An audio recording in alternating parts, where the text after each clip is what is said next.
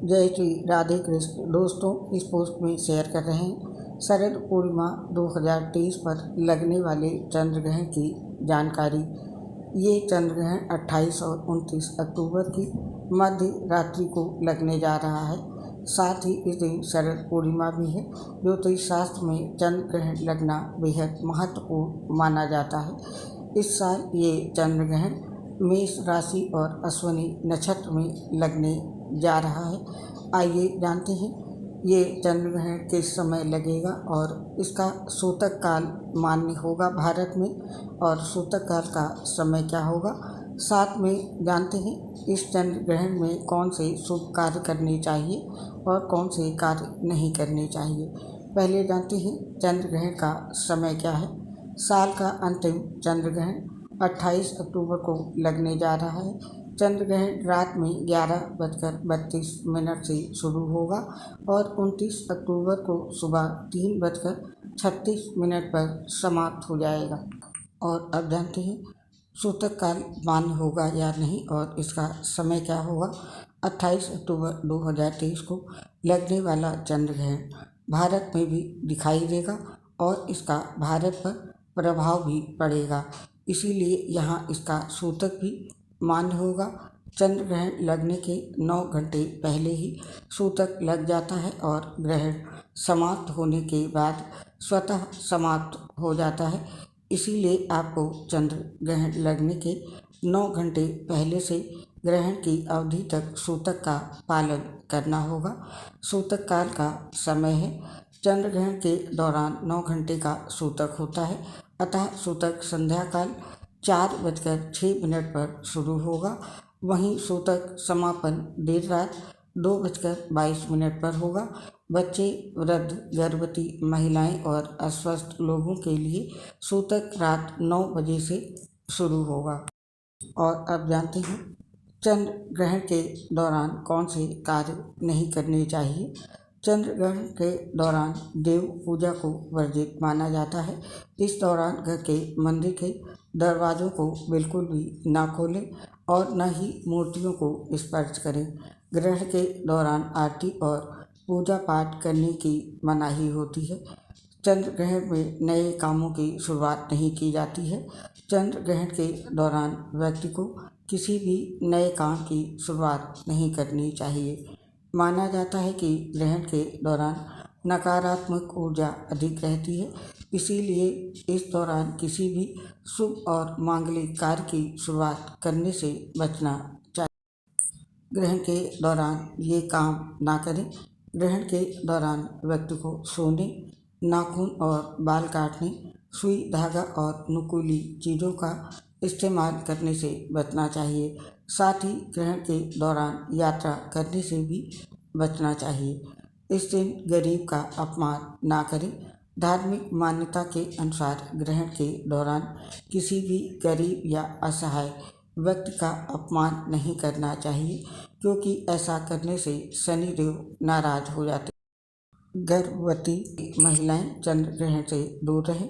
ज्योतिष की मान्यता के मुताबिक चंद्र ग्रहण के दौरान गर्भवती महिलाओं को ग्रहण की छाया से दूर रहना चाहिए। मान्यता है कि ग्रहण की छाया गर्भ में पल रहे शिशु को नुकसान पहुंचा सकती है।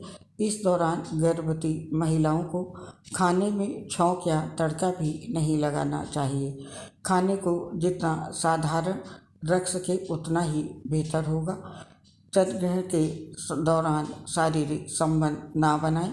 ग्रहण की अवधि में पति पत्नी को शारीरिक संबंध नहीं बनाने चाहिए। ऐसा करने से आपके घर की सुख शांति खराब हो सकती है। ग्रहण के दौरान कुछ भी खाने से बचना चाहिए। ग्रहण काल के दौरान कुछ खाने पीने की मनाही होती है। माना जाता है जो व्यक्ति ग्रहण काल के दौरान कुछ खाता है उसे कई तरह की बीमारियों का खतरा होता है।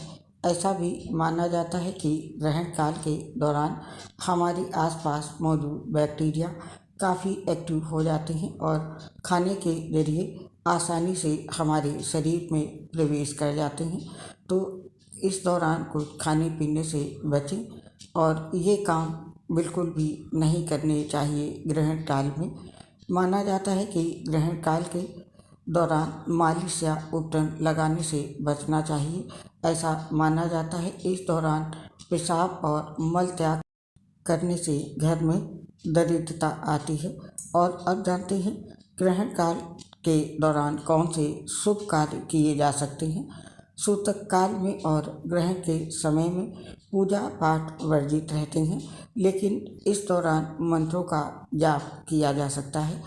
मंत्र जाप मानसिक रूप से करना चाहिए, यानी बिना आवाज़ किए मन ही मन अपने प्रिय देवता के मंत्रों का जाप करना चाहिए। मंत्र जाप घर में बैठकर ही करना चाहिए। ग्रहण के समय घर से बाहर नहीं निकलना चाहिए।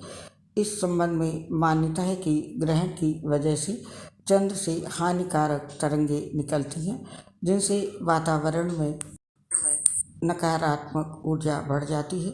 इस ऊर्जा के प्रभाव से हमें मानसिक तनाव का सामना कर पड़ सकता है।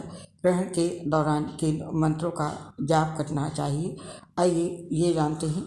इस दिन शिव जी के लिए ओम नमः शिवाय और विष्णु भगवान जी के लिए ओम नमो भगवते वासुदेवाय, भगवान श्री कृष्ण के लिए कृष्णाय नमः और श्री राम भगवान के लिए राम रामाय नमः, हनुमान जी के लिए ओम रामदूताय नमः, चंद्र के लिए सोम सोमाय नमः, देवी माँ के लिए ओम ह्रीं दुं दुर्गये नमः मंत्रों का जाप किया जा सकता है। ग्रहण के समय ग्रंथों का, जैसे महाभारत, रामायण या किसी अन्य ग्रंथ का पाठ किया जा सकता है, तो इनमें से किसी भी मंत्र का जाप करें। और अब जानते हैं ग्रहण के दुष्प्रभाव से बचने के लिए चंद्र ग्रहण के बाद क्या करें। धार्मिक मान्यताओं के अनुसार ग्रहण के समय घर और आसपास की जगहें दूषित हो जाती हैं। ऐसे में चंद्र ग्रहण के बाद घर की साफ सफाई करनी चाहिए।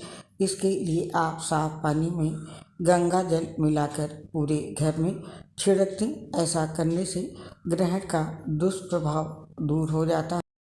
और दूसरा काम करें, चंद्र ग्रहण के समापन के बाद व्यक्ति को स्नान करना चाहिए।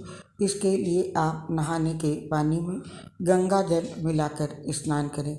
स्नान के बाद साफ कपड़े पहने और ग्रहण के समय पहने हुए कपड़ों को स्नान के बाद ना पहने, उसे धुल लें। और तीसरा काम, स्नान के बाद आप जनेऊ भी बदल दें, नया जनेऊ पहने।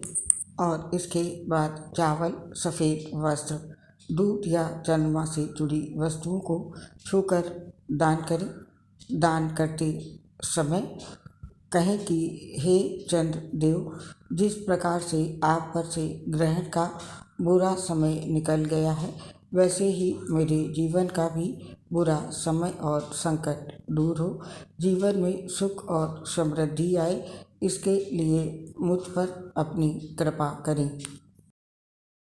और चंद्र ग्रहण के बाद गंगा जल में तुलसी का पत्ता डालकर ग्रहण करना चाहिए।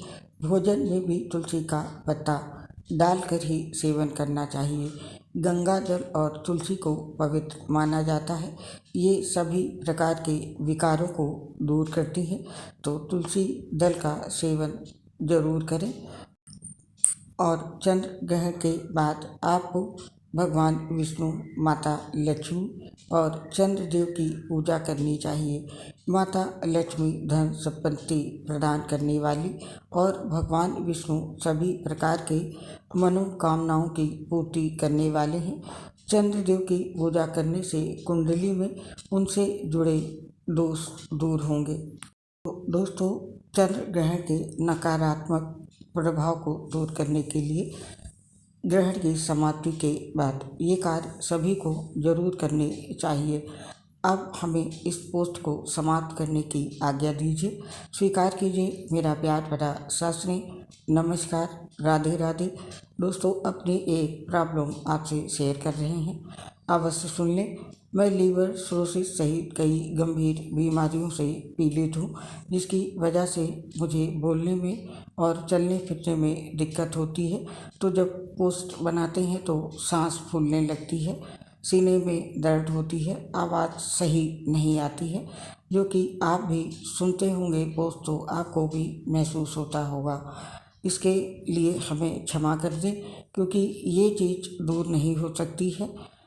आप सभी अपना साथ और सहयोग हमें ज़रूर देंगे, ऐसी मुझे उम्मीद है।